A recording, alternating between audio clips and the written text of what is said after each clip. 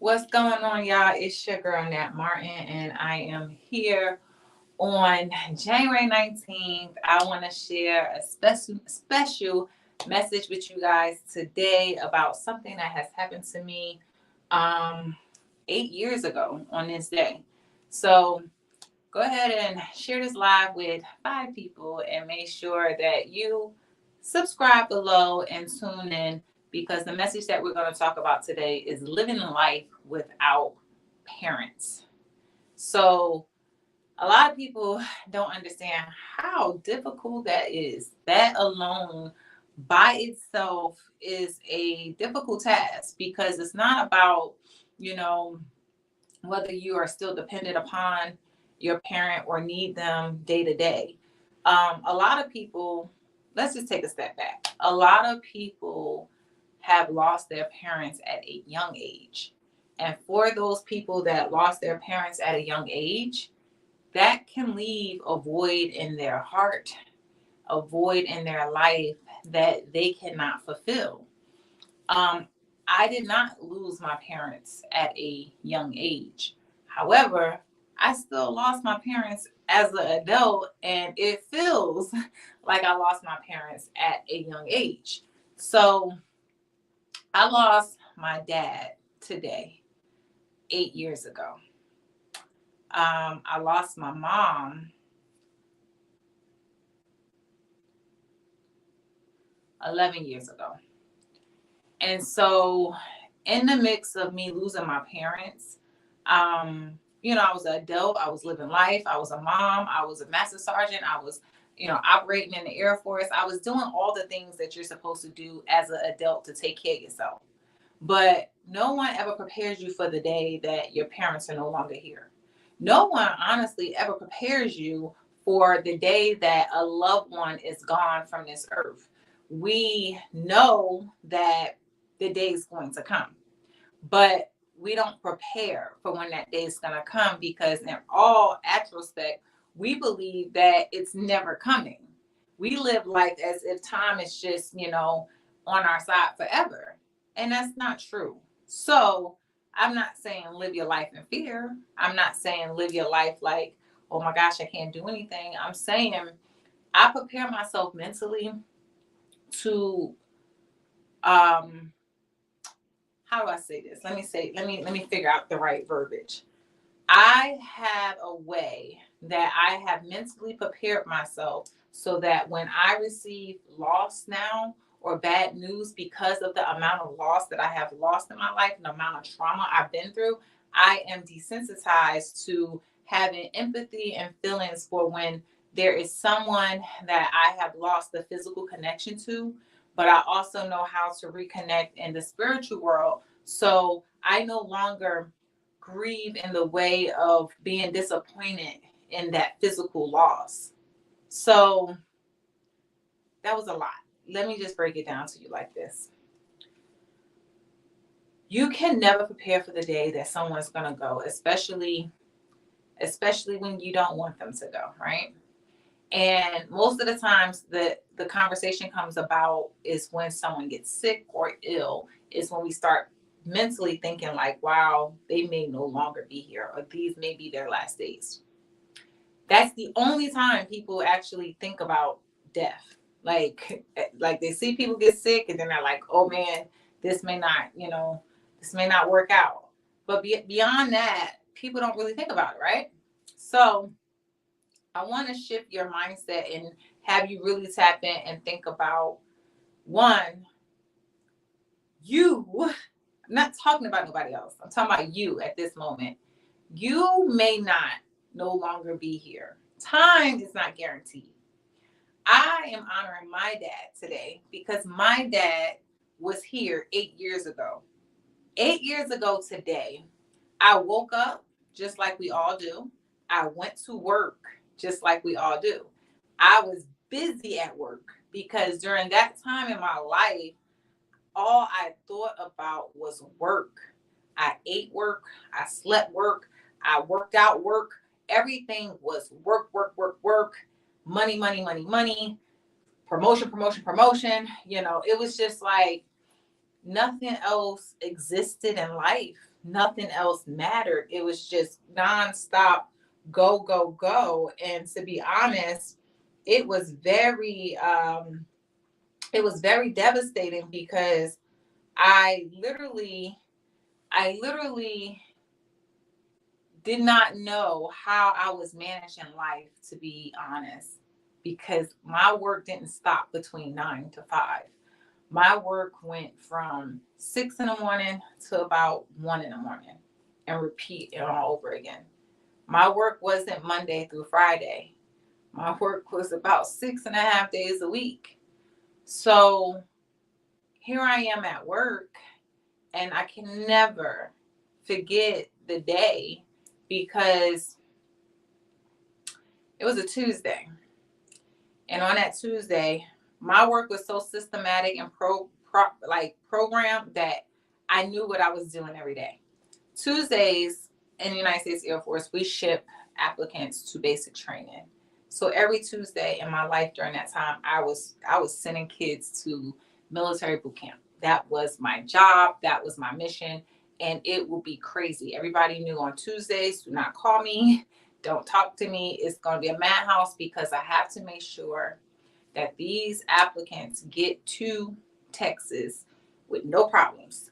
They get cleared. They keep their jobs. I don't want parents yelling at me. Like that was my Tuesdays. I can get yelled at by parents. I get yelled at. Like it was just a madhouse. And I have to get everything done for them to get cleared by 10 o'clock. 10 o'clock came, and I think we had an extension that day to about 10:30. And literally, I sat down at my desk and I checked my phone, and I had multiple missed calls. I had multiple missed calls from my stepmom. And I was like, oh my gosh, something's wrong. So I called the number back. And as I called the number back, I literally, hold on a second. What is happening here? I literally did not hear a sound or a voice. I did not know what was happening because I'm like, hello? And I kept saying hello. And as I said hello, the person on the other end was just crying. And I'm like, what's wrong? And then I asked, where's my dad? And it wasn't my stepmom, it was her daughter. And that's when I knew that my dad was gone. Now, this is the thing. My dad lived in New York. My dad was a New Yorker. My dad was like trying to grow me, water me, make me, build me into becoming a New Yorker. No matter how much I lived in New Jersey, his mind was that didn't matter. You're a New Yorker. And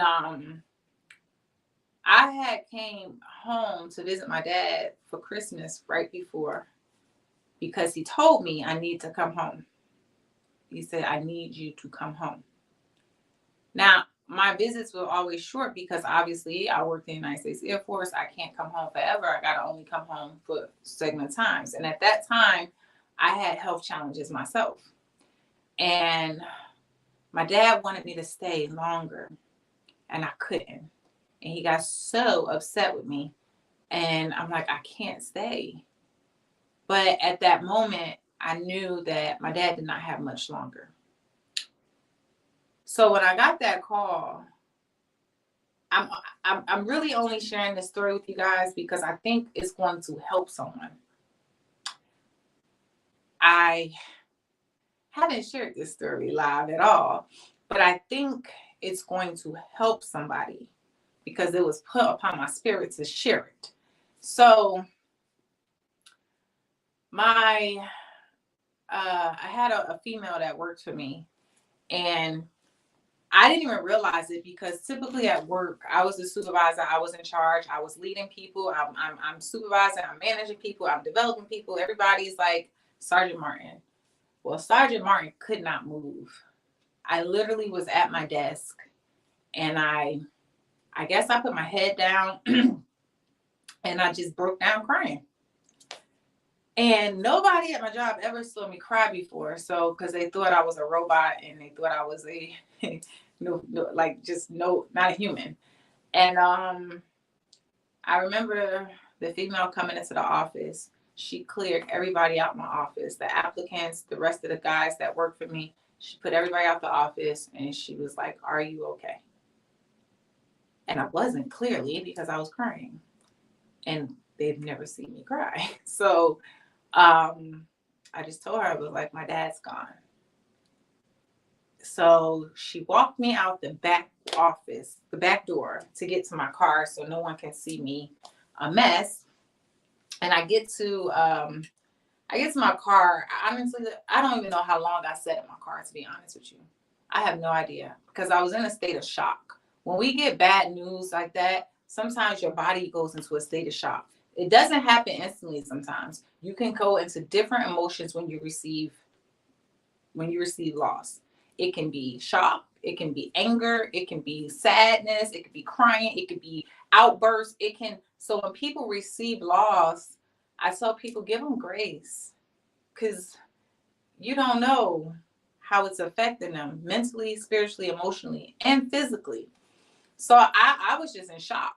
Like I just was in shock, because at this point I believe I done buried, I think we've lost about 20 people so far in my family at that point in life. And so I'm like, man, this is the message that I want to share. My phone rang while I was sitting in a car in the parking lot at my job. And it was my supervisor. So I guess the female, she contacted my supervisor to let him know, "Hey, sorry, Martin got something going on. She just lost her dad," just to let them know. This man, he doesn't look like me. He's a man and he does not look like me. He asked me, "Would you like to start your vacation time today?" And I'm like, wow. No, sorry for your loss. No, hey, are you okay? No. Would you like to start your vacation time today? Because I am so professional in what I do, even though I'm in disbelief and shock, hurting, trying to figure out how I'm gonna tell my son, like all these things are going through my head. I'm like, "Sir, I've been at work since 5:45 a.m. I'm still at work. So no, I would not like to start my vacation today." All right. This is just an example of what I want to share with somebody, because I feel like somebody is working their hardest. They're working their heart out. They're giving their all to their job and not realizing that that job don't care about you. I did not know that my job did not care about me, because I gave my all. I worked my butt off. I left blood, sweat, tears on my desk every night and gave my all.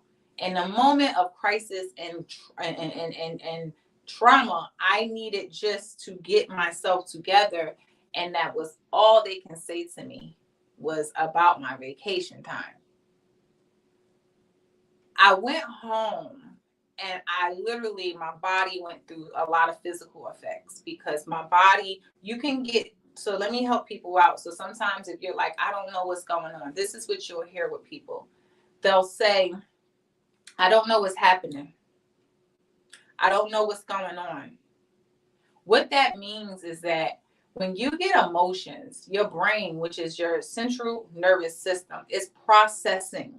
Your receptors are receiving information. Now your nervous system is receiving it and it's sending messages throughout your body. This is why mind-body connection is very important, and staying in tune with yourself is very key and important, because my entire body, it was just paralyzed. I could not move. My muscles in my back tensed up. I was getting muscle spasms in my back. I could not see. Like the light, everything was just blinding to me. And I was just like, what is happening? It's because my body was processing the information that it just received. It did not happen in the immediate response when I was at work, but when I got home and got still and got time to just sit, that's when it happened. And to be honest, I actually had a doctor's appointment and I went to my doctor's appointment. And that's when the physical effects started to take place in my body while I was at my doctor's appointment. It was so bad, I could not drive myself back home. I had to call someone to come and get me because I couldn't move. I want you guys to understand that it's not about whether we're going to live forever, because we're not. It's not about could I have done anything to prepare my mind, body, soul for that day. No, because to be honest, I was been prepared for a very long time. My father was sick for a very long time.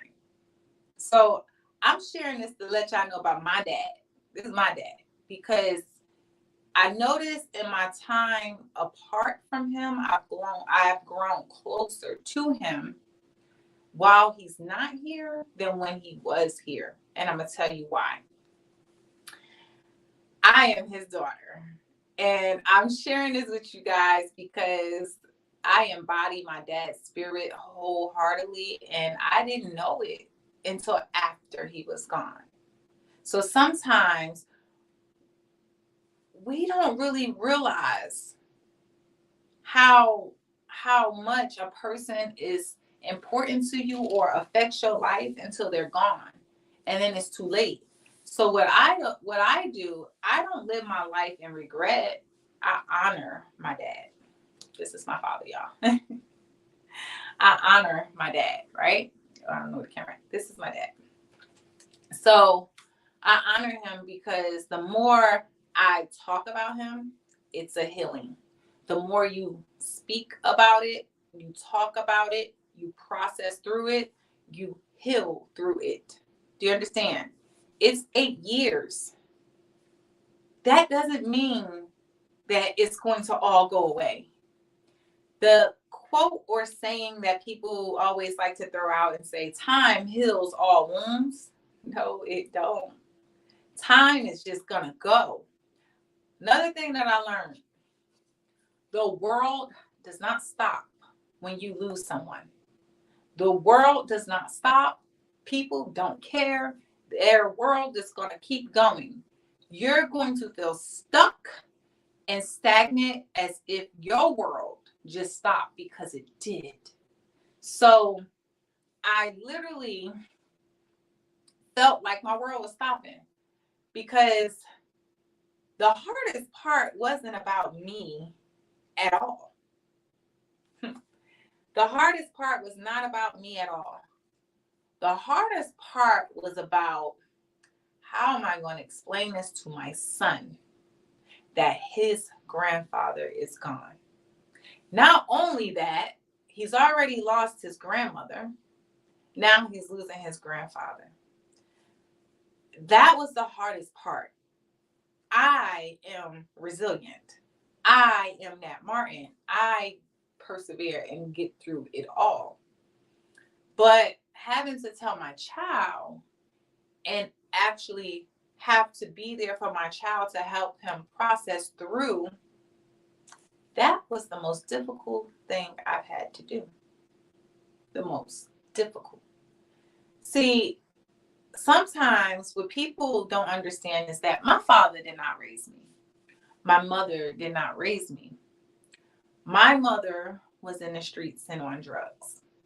My father was running the streets all in New York and all around the U.S.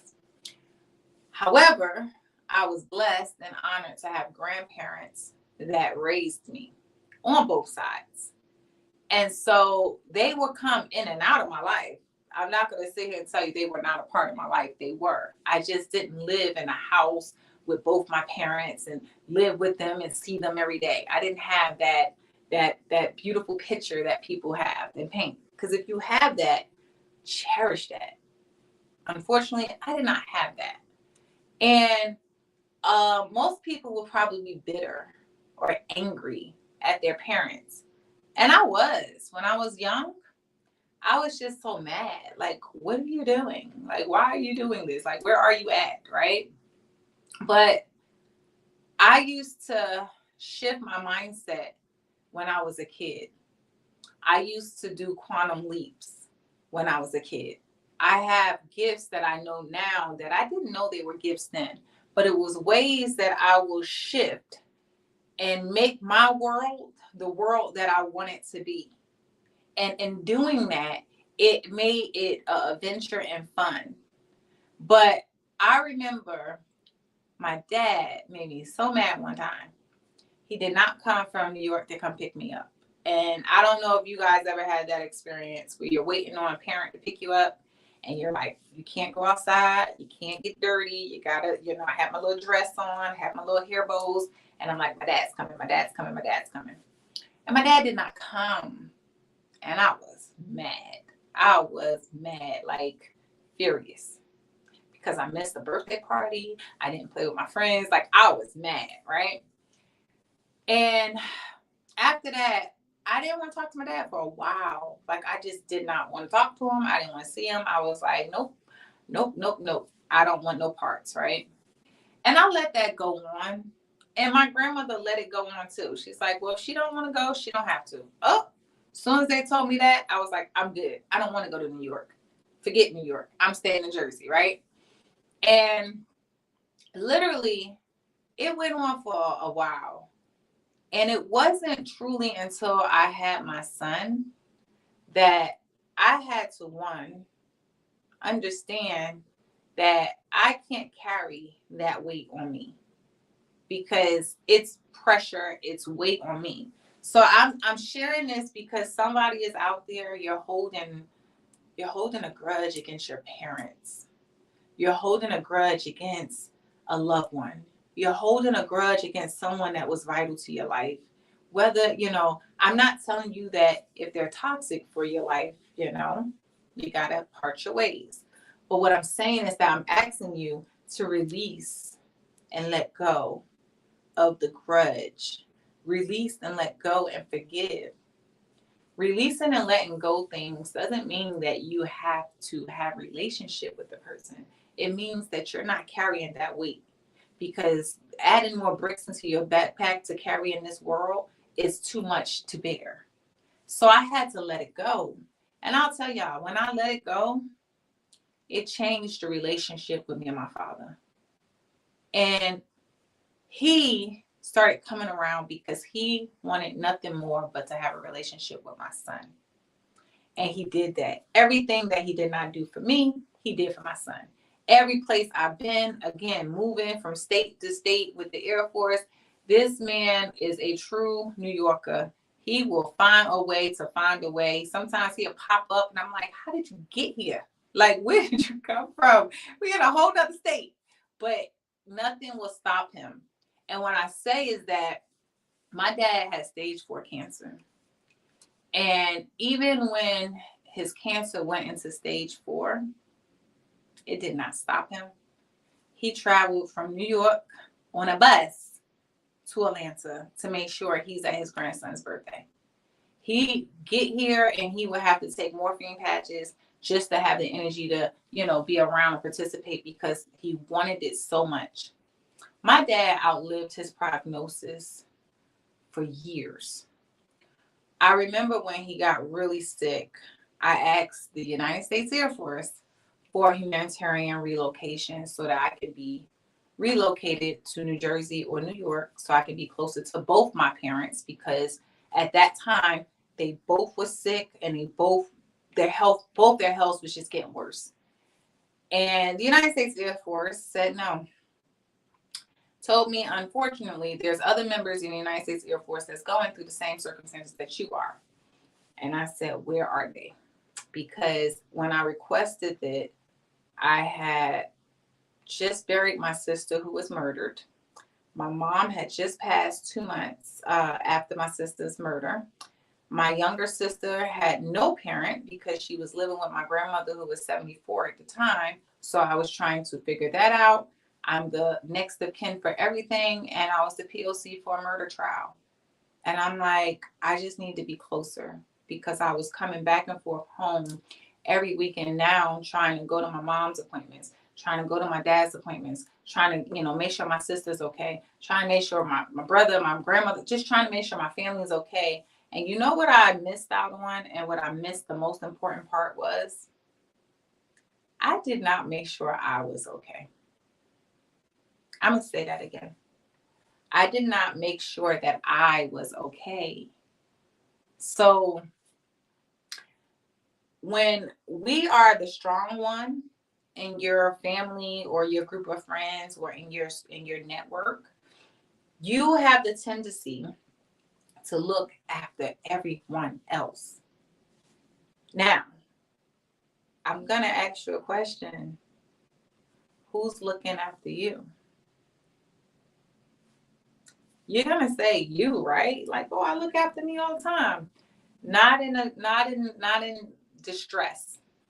When you're looking after everyone else, you too need to be poured back into. You too need love, support, and care. And I did not realize I didn't have it. I didn't have it at all until I hit a wall. I didn't hit a wall. I want to say maybe 6 months later. Maybe 6 months later. Things started happening in my life that I just didn't understand. I woke up one morning and I did not recognize who I was. I woke up one morning and I said, what am I doing? I was doing things that was not becoming of me. I was doing things because those were the coping mechanisms that I had adapted and adopted to that was making me feel okay just to keep going on. And I'm like, I didn't even recognize it. 6 months later, did not recognize that those were the things that I were doing. I wasn't causing harm to anyone, but I was causing harm to myself. And it wasn't until I had an incident that happened. And I'm like, okay, I don't like this. I need to get some help. And I went and I talked to a therapist. And I said, okay, I don't know what's going on. And literally, it wasn't until, no, it wasn't 6 months. 6 months is when the behavior started shifting. It wasn't until almost a year later, where she's like, did you ever take time to grieve? I said, what do you mean take time to grieve? Time, we don't have time to take. I just told you my schedule, right? And I said, I buried my dad on a Saturday. The Air Force called me on Sunday and asked me, are you going to be back to work on Monday, Sergeant Martin? And I did what my autoresponder was taught to do at that time. Yes, sir. I did not know anything else but work. I worked, I worked, I worked, and I worked. I was the best at what I did. They needed me. And I literally thought that I was the best thing since sliced bread. Like, you can't replace me. I'm that girl, right? And I threw myself into work.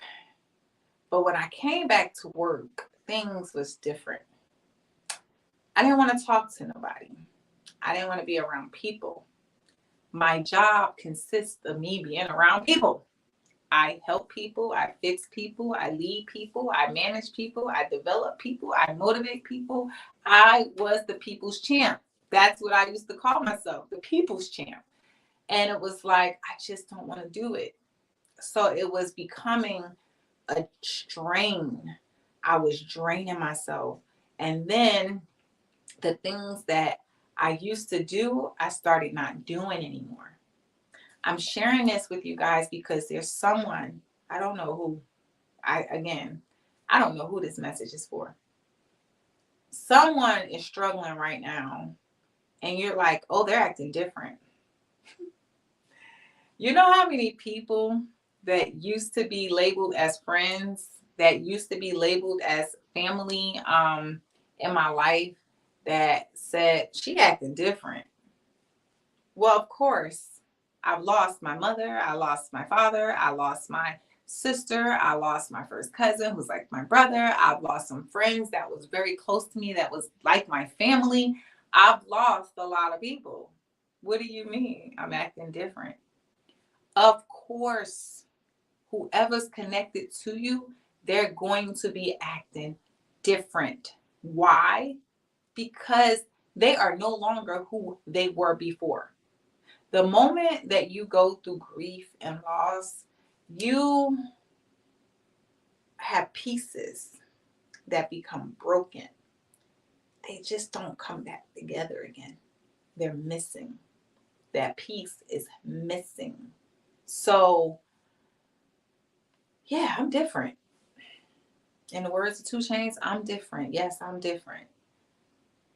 Now, I tell people, if you are the person that's like me, because I'm only speaking to people that's like me, and those that's listening that's not like me, I'm speaking to you so that you can help the loved one that's like me, the one that have severe loss, the one that have no parents, the one that, they have been through all of this, and you don't quite understand how to interact with them. You don't quite understand how to become with them or connect with them again.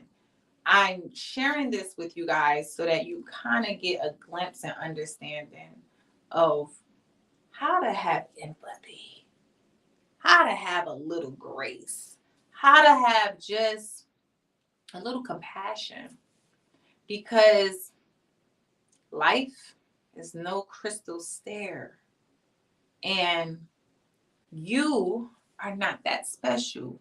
So I say that meaning no one really cares until it happens to them. And I always pray for it not to happen to the next one, because I live it and know what it feels like to have missing pieces and know that you cannot put them back together again. So I need you guys to just think about that person that you kind of stop talking to because you don't know what's going on with them. You don't know what's going on with them because if you haven't been through it, you won't know what's going on with them. Forgive yourself. Like, forgive them for their actions because they know not what they do. The processing of grief does not take place in a day. It doesn't take place in a week. It doesn't take place in a month. It doesn't even take place in a year. You can be grieving for years. Yes. If you have multiple loss like I had, and they were back to back to back, and most of them were not because of some type of illness or sickness. Most of them, like my sister was murdered. Nobody knew that was coming. Those type of situations, it's a hole in my heart. It's not a piece that's missing. It's a hole. And I can't put nothing there because I can't bring her back. So I'm definitely different. And when I hear people that go through the situations that I just mentioned, I have empathy. Like, I want to teach y'all empathy because some of y'all are so cruel, harsh, mean. I got a saying, I tell people all the time, I'm not nice, but I'm a good person, because it's not about being mean or I'm just direct, and I'm very forward speaking to let people know the truth. And the truth of the matter is this: I want you to understand that grief is not just because you lost a loved one.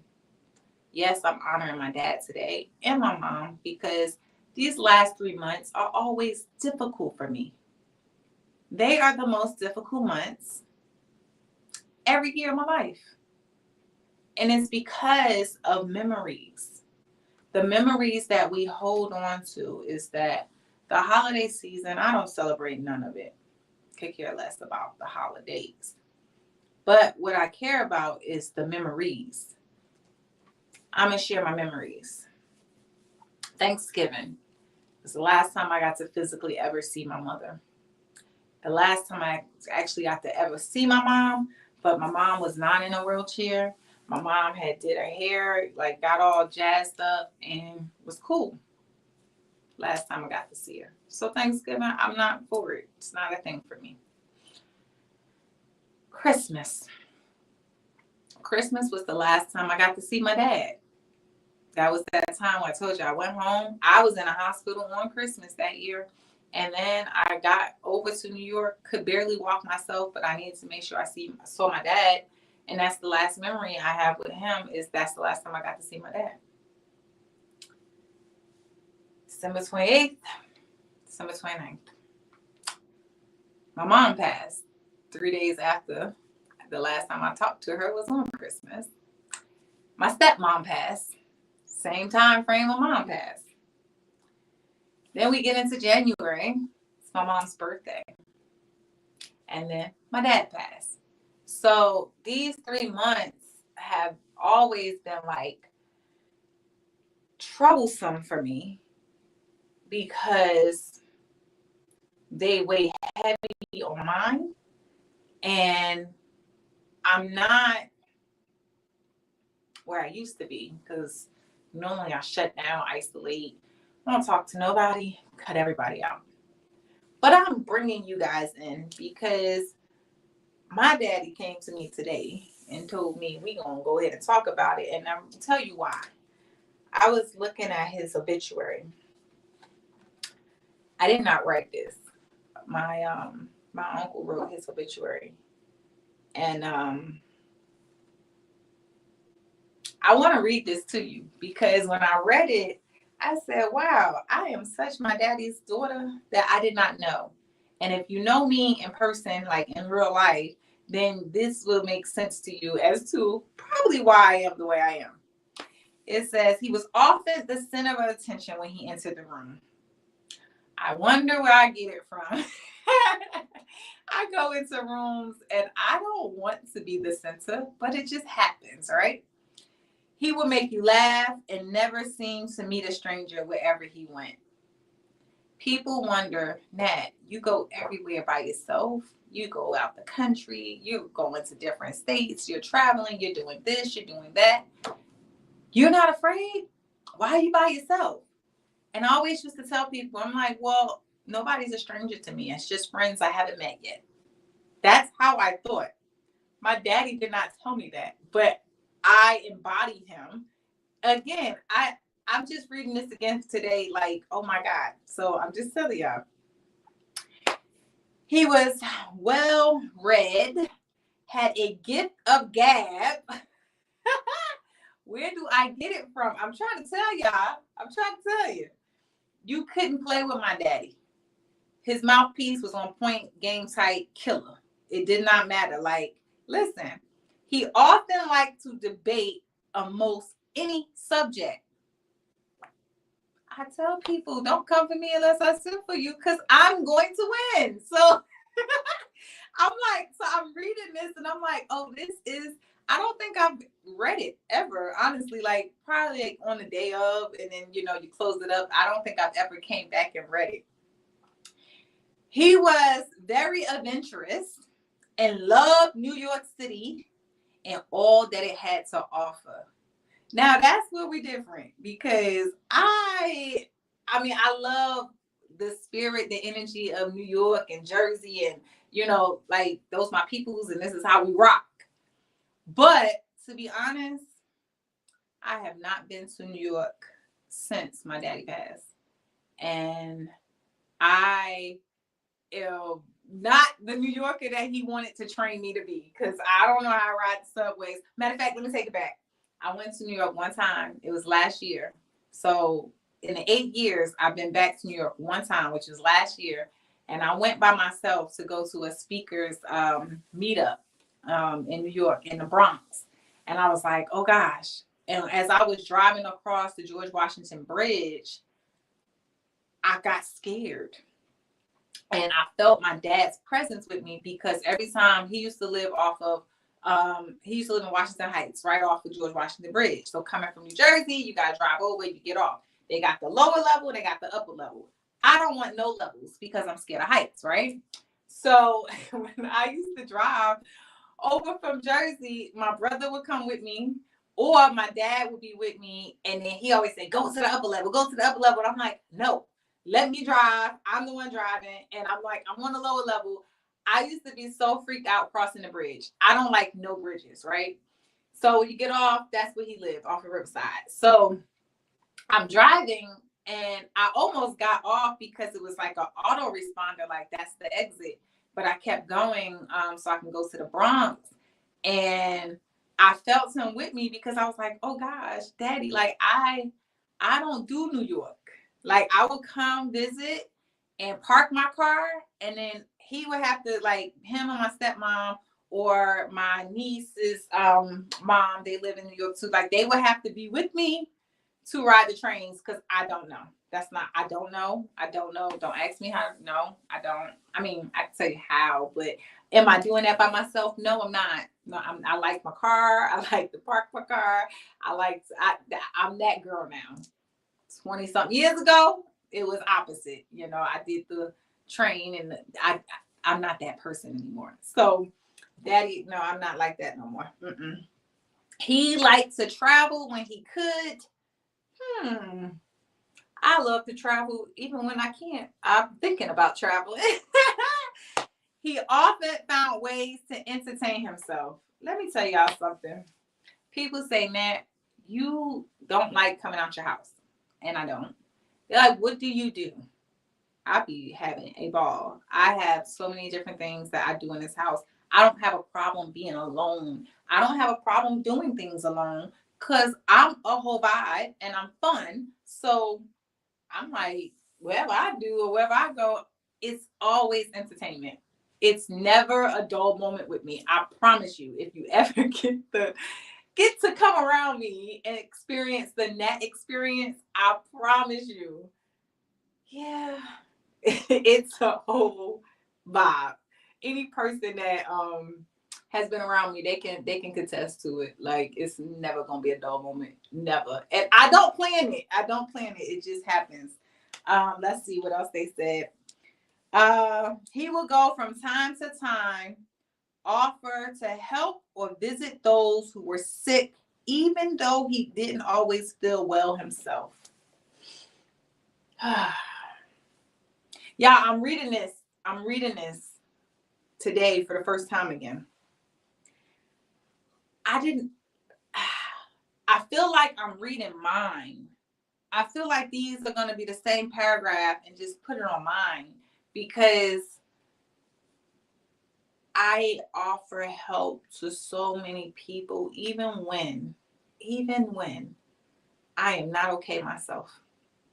I offer help to so many people when people don't even know when I'm going through it myself. I mean, I'm on live right now, and today's been a struggle day for me. But I know that this is going to help somebody because somebody's going through this and they need to know that, hey, Nat went through this, Nat going through this, and Nat can still persevere and bounce back, and she's okay, and she can smile, laugh, and still keep going, then I can too. That's the whole point of Nat Martin. That's the whole point of this show. That's the whole point of these lives. That is the whole point. That's the whole point. So to hear that my dad was like that, it's really touching. It really is. It's really touching. What else they say? Like I'm so intrigued. I'm like, where was it? But most of all,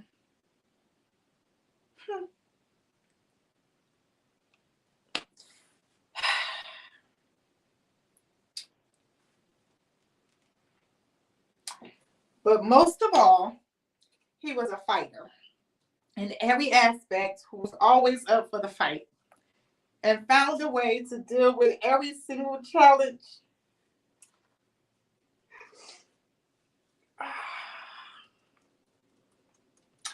Okay. We're not going to do this today. We're not crying alive. All right. Bruce was a fighter in every aspect who was always up for the fight and found a way to deal with every single challenge that life presented him. Let me just tell you, whew, Daddy, I can feel your energy. Let me just tell you, if that ain't nothing but me within my daddy, I don't have to question who I am. I know who I am and whose I am and who also I am, right? Because that right there just solidified, confirmed, and affirmed so many things for me. Like, y'all, this is like a raw. I cannot believe I just read one sentence. It was like, oh, I want to read that. I did not read the whole paragraph. I'm gonna read it again. Bruce was a fighter in every aspect who was always up for the fight and found a way to deal with every single challenge that life presented him.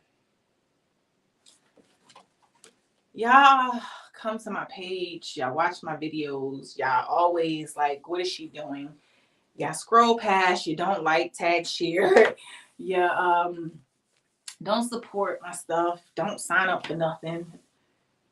That don't break me. People say, why does she keep showing up? Because it's in me.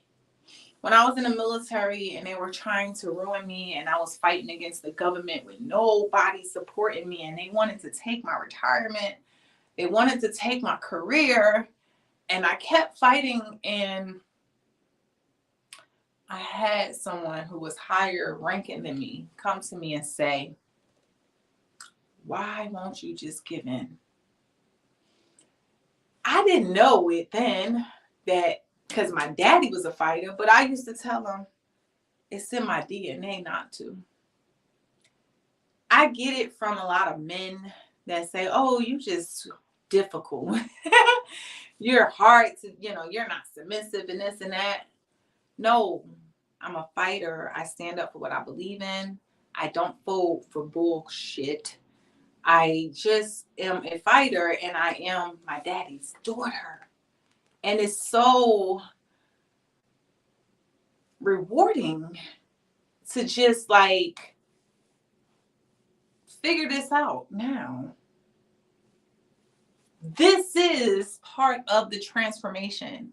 This is why I am a transformation coach. I typically don't showcase my transformation live for y'all, but when I work with people and I help them unlock these things, this was an unlocking for me. This was a healing moment. Like, I want to help you unlock it for you, because it's not going to happen overnight. It's the process. It's the process. And that's why the podcast, the resiliency, what I talk about, my messages, is to help you continue on one step each day in the process, to keep going when you feel like you ain't got no much to go, you don't have no much to give. This is why I show up. Even on the days I did not want to show up. Not today. I have not been wanting to go live.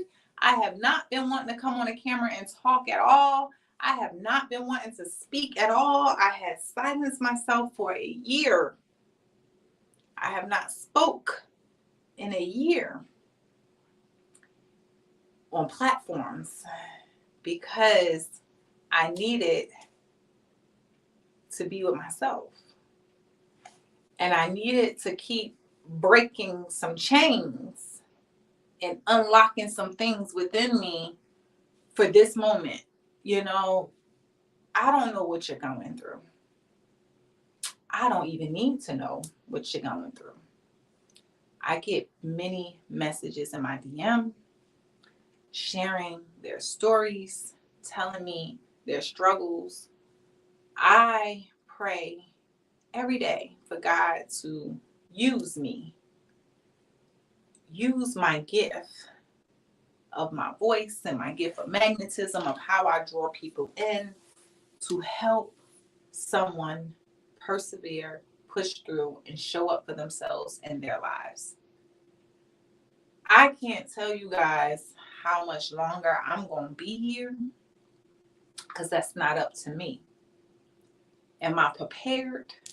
Yes. I'm actually helping people prepare. That's a whole nother thing that has been heavy on my heart, is to make sure that people got their affairs in order.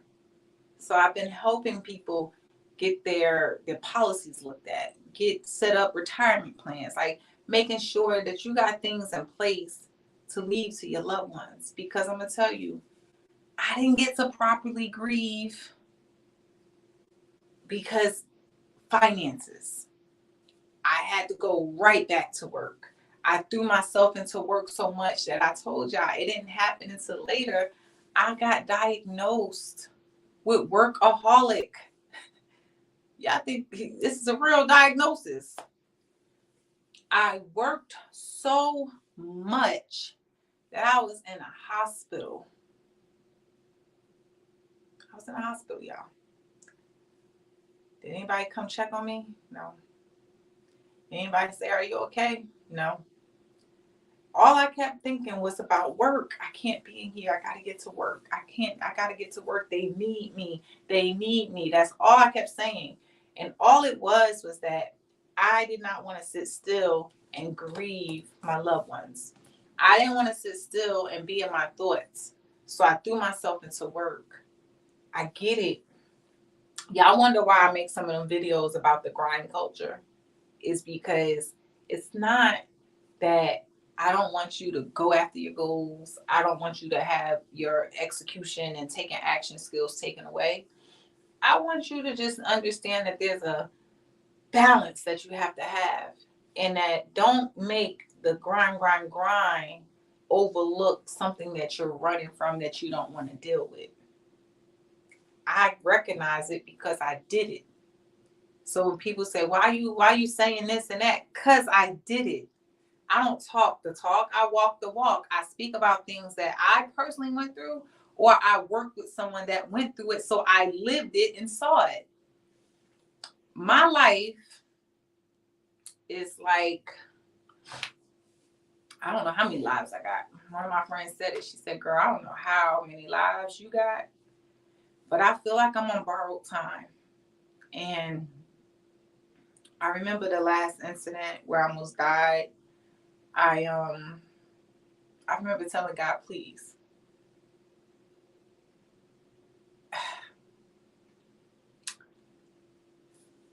be careful what you ask for.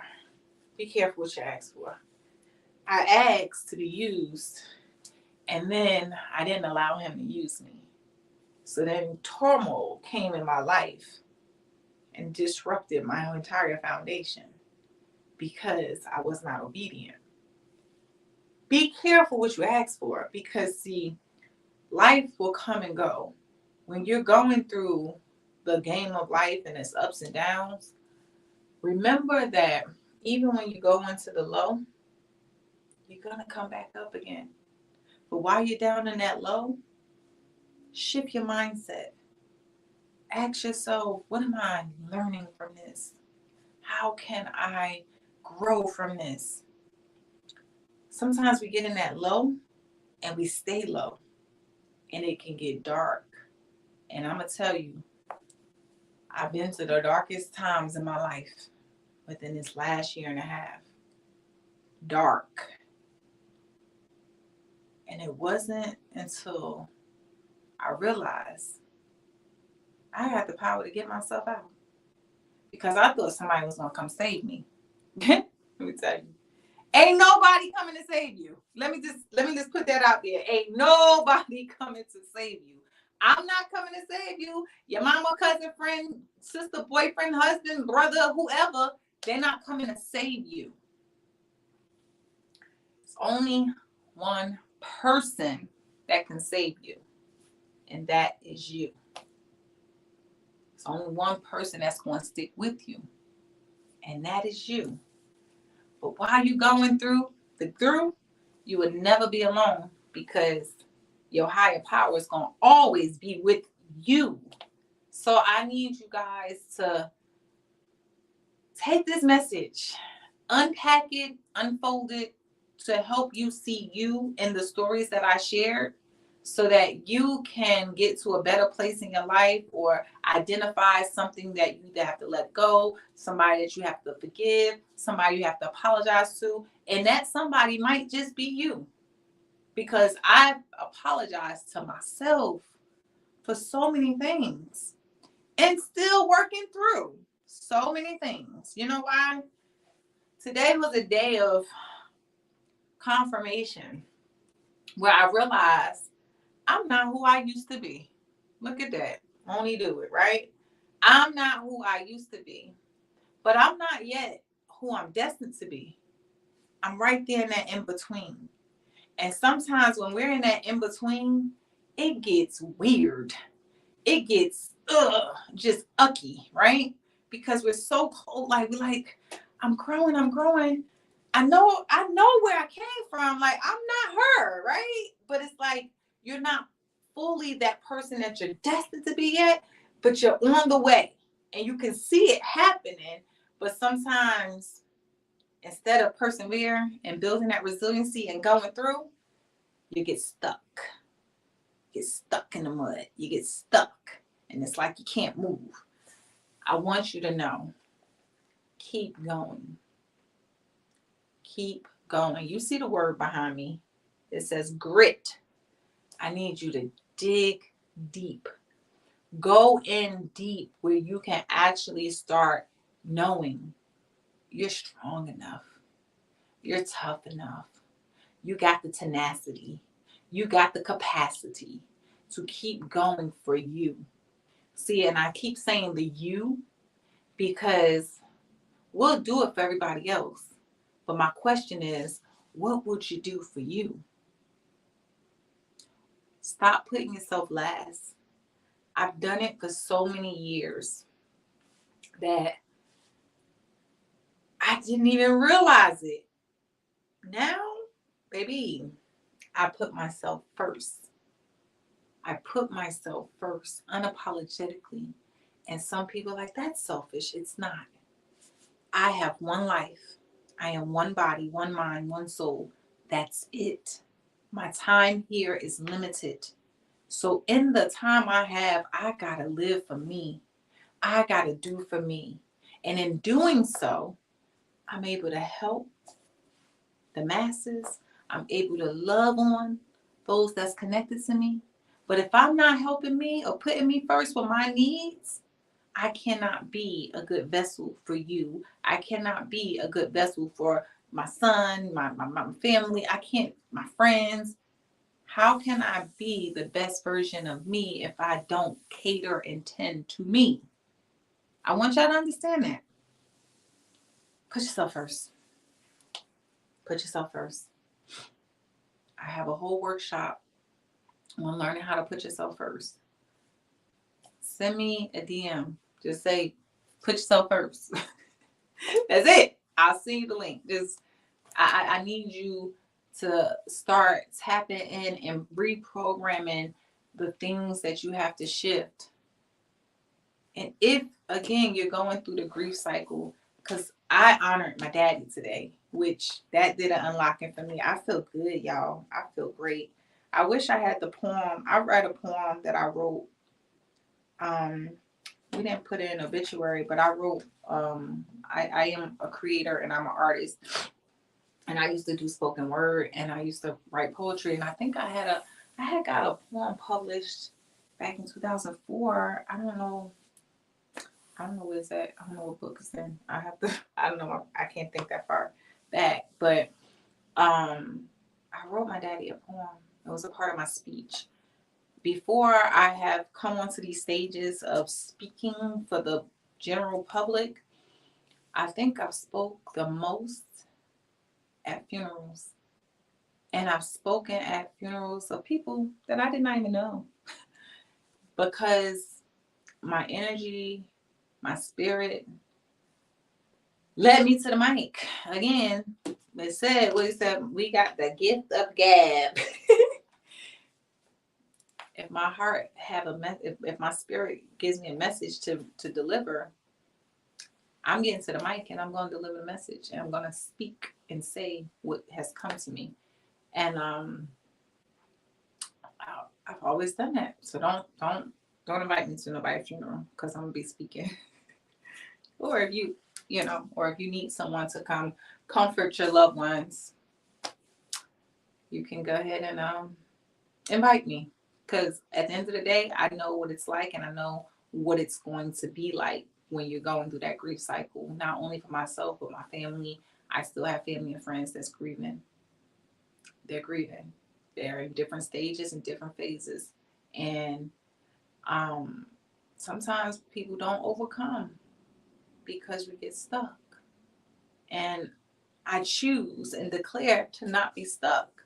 But sometimes, like for a moment in my life, I was stuck and I didn't know. And I'm going to tell you why. When I thought I needed to grieve my mama, my daddy, my sister, my cousin, my other cousin that passed right after he retired from the military, like I had so many people just back to back to back to back, just like, yo, I couldn't take it anymore. I just wanted to scream. I'm like, if one more person called me and say someone else is gone, like I was angry. I went through that phase. You're going to go through the angry phase. I was mad. My brother, I'm still mad. I'm still processing because this doesn't feel okay to me. They're younger than me. My sister younger than me. My brother younger than me. My homie Will younger than me. Like, actually, we might be the same age, me and Will. But it was like, this can't be life. Why? So I honor them through living the life that God still grants me. I need you guys to start living your life like there's no tomorrow. I'm going to say it again. Live your life like there's no tomorrow because tomorrow is not guaranteed. So what does that mean? Find your purpose. I hope you navigate that. Get you some grit. Build up the tenacity to show up for you. Show up as the person you want to be. Go do the thing you want to do. Go to the place that you want to go. Go meet the man or the woman of your dreams. Go date. Go. Stop holding yourself back. Stop. I want more for you. But I want you to want more for you too. Because if you don't want more for you, then me wanting more for you don't matter. It don't matter. It just don't matter if you don't want it. Is it going to be tough? Yep. I ain't going to lie. It's going to be tough. It's going to be rough. It's going to get ugly. Y'all seen, I just almost had the ugly cry on here. Listen, I don't care about none of it, right? I am me. 100% me. I'll, do my hair. This is cute, y'all, right? It's new. It's different. I'll, put my little lip gloss. It's probably done washed off now. Whatever. That stuff doesn't matter. This is what matters. Are you healed here? Heart check. I need you to do a heart check. What's your heart beating like? I remember going to the heart doctor because I had some heart problems a couple of years back, and he had to do an ultrasound on my heart. He couldn't find it, and I was like, well, it looks like I already knew that. And he's like, what? All my doctors think I'm a comedian for some reason. I think they put that as my occupation on my paperwork. I don't know. I'm not a comedian, but Cat Williams, if you need another girl on tour opening up, you feel me? Just come. I'm ready. I could spill all the tea on all the stuff out here. But sidebar. He kept trying to find my heart. And he was like, he rolling the little thing. I'm like, okay now. And I was like, you're not going to find it. He's like, why? I was like, my heart been broke so many times. It's in pieces. So he was like, and he almost dropped the thing. And he looked at me. He was like, Miss Martin, what is wrong with you? I was like, Just let me know when you find it. He found it eventually, y'all. It's still there. It's still beating. And it's a little bit better than at that time in my life. But what I'm saying is that do a heart check. Find out, are you needing to receive love? Are you needing to give love? Are you the person that ain't giving love out here and you just like evil and mean and you just like, hate everybody because you've been hurt? I need you to heal the heart. If you've been hurt, let me tell you, as somebody that's been hurt and been through the most, it's okay to receive love. And I'm not talking about intimate love. I'm saying like this week alone, I done did so many battle buddy checks. Battle buddies, for those that's not military, is basically we call each other our battle buddy, meaning that's my bro, my sis. Like we're locked in. And I gotta check on my people because I know that times is rough for everybody, right? I done did a lot of checks. Like, yo, where you at? You good? Well, what we talking about? What's the heart beating like? We good? Where we at? Let me know. 1 to 10. Do I need to pull up? Because I will, and they know I will. And I don't care what state or country. They know I will pull up and be right there with all types of ice cream, wine, cookies, candies, and movies. And here I come with my energy because I know what it's like to not be checked on. I know what it's like to be in a dark place and you feel so alone. I know what it's like to talk to people that don't get it. So if you got somebody that get it, it's like, man, she gets it. I don't have to explain. I know what it's like where you just want to be around people, but you don't want to talk to nobody, but you want them around because you want that energy and comfort. I know what that's like. I don't get that all the time. Probably like I don't get that probably 80% of the time. But I got me a good couple of people on these fingers. That's it. That's all I need. They not blood, but they check on me. And some of them, I'll do anything in this world for them. Because when I was at rock bottom, in these last year and a half, baby, it helped me realize who's for me and who's not. Who really say they gonna show up and show out when life was lifing for me. And they did. They were consistent. It didn't matter if I didn't want to talk, they still showed up. So I wanted to do a heart check with you guys today. I want to make sure that you're okay. I want to make sure that if it's a resource that you need, if it's someone you can talk to, star 988. You can talk to them as the veterans suicide line. You don't have to be suicidal. If you're not a veteran, you can still call that line. They will still direct you. That's a 24/7 line. So I want you to understand that this is going to be ups and downs in life. And the most important part is that I talked about my dad and my mama and all the people I lost. Let me for a second talk about losing you. See, we talk about, someone passed away and we lose them. But what happens when you lose yourself? Do you know how to bounce back from that? What happens when you lose who you were? What happens when you lose your ability to do the things that you used to love? What happens when you just don't know what to do?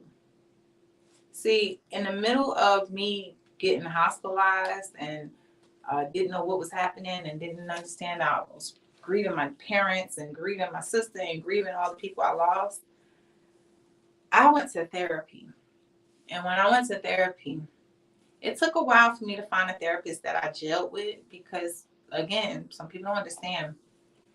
And she helped me realize that I was worried about everybody else instead of myself. I was putting on that I'm grieving this, I'm grieving this, I'm grieving this. And she said, when are you going to grieve you? I said, what do you mean? I'm alive. What are you talking about? I'm in the flesh. She said, no, you're not the same version of yourself that you were before all of this happened. And I was like, so I sat still and I was like, well, let me process that. Okay, I'm really not, because I went through a lot of changes, a lot of shifts happened in my life. I can't call my daddy no more.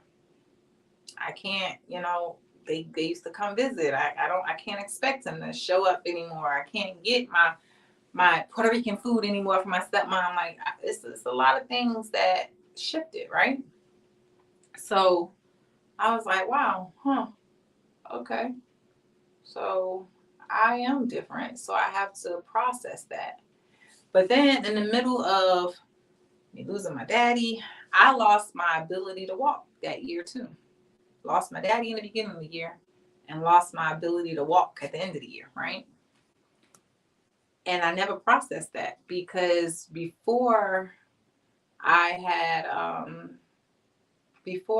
that happened, I was a fitness competitor, and I was on track of going for my pro card and trying to get sponsorships, and I was building my fitness business, my fitness brand, and this girl is she on fire, right?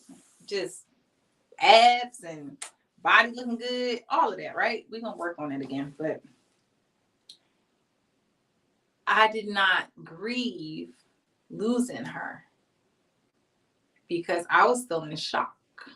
I started the grief cycle all over again, because when that happened, it was unexpected.